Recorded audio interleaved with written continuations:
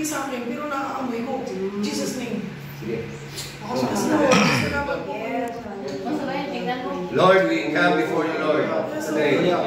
We believe, Lord God, that you are powerful, Lord. Hindi po kayo makapangyarihan, Panginoon, sa kahit kasino pa.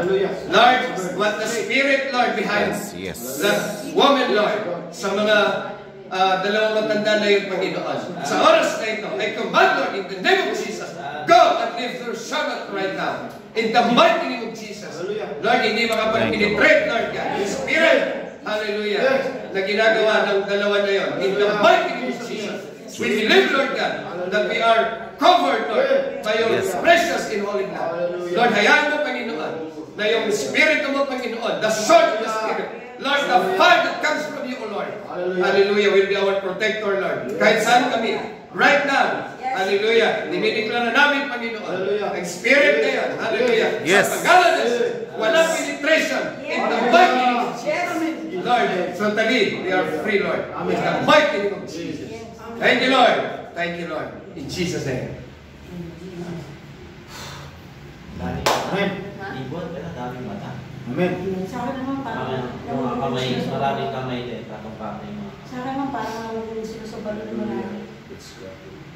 Tapos merong maraming jar, paikot, tapos merong isang malaking jar na malalim sa... Doon nga. Merong maraming bangat paikot niya.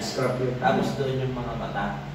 Yun. Tapos sa isa naman, may pinakagit ng balon na jar sa taas pero malaki.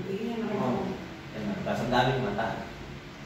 Pero kanina, merong ano, may ibon talaga na nakatingin din sa atin. Yung nagpiprena. Dito? Doon. Yun na siguro yung nakapatong sa kamay ko. Yung nagagano sa likod ng babae. Sa taas nakagano.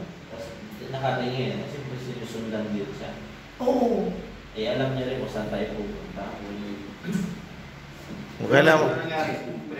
Kailan dukutin natin yung mata? Tanggalin yung mga matang na yun. Jesus. Observant yun eh. Hallelujah. Sa pangalan mo, Panginoon. The Spirit, Lord, na nagaan yung ibon